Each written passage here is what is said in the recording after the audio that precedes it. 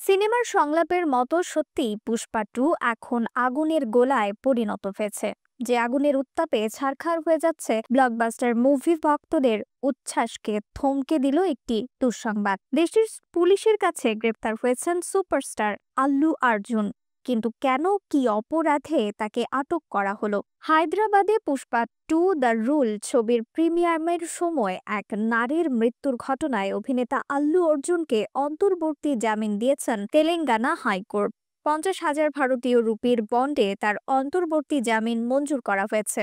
এর আগে হায়দ্রাবাদের নিম্ন আদালত আল্লুকে 14 দিনের জেল হেফাজতের নির্দেশ দিয়েছিলেন। গ্রেফতারকে চ্যালেঞ্জ জানিয়ে এফআইআর খারিজের আবেদন নিয়ে হাইকোর্টের দ্বারস্থ হয়েছিলেন অভিনেতা। সেখানে তার জামিন আবেদন মঞ্জুর হয়েছে। শুক্রবার সকালে আল্লুকে বাড়ি থেকে গ্রেফতার করা হয়। আল্লু সহ মোট 7 জনের বিরুদ্ধে এফআইআর করা হয়েছিল। অভিনেতার পাশাপাশি আরও 2 জনকে গ্রেফতার করে পুলিশ। তাদের মধ্যে রয়েছেন সন্ধ্যা থিয়েটারের মালিকও। বাকি অভিযুক্তদেরও অন্তর্বর্তী জামিন দিয়েছে হাইকোর্ট। শনিবার সকালে জেল থেকে বেরিয়ে আল্লু অর্জুন বলেন, আমি দুঃখিত, শোকাহত, আইনকে সম্মান করি, তদন্তে সহযোগিতা করব।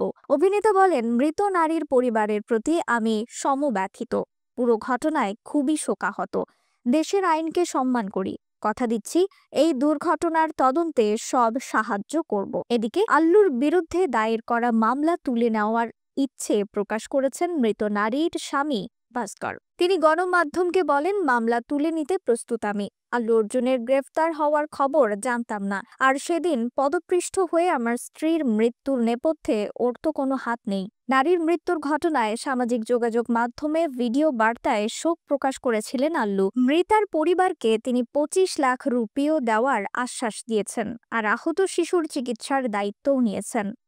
নিউজ ডেস্ক, রিফাত আরা ইসলাম, ভোরের আকাশ।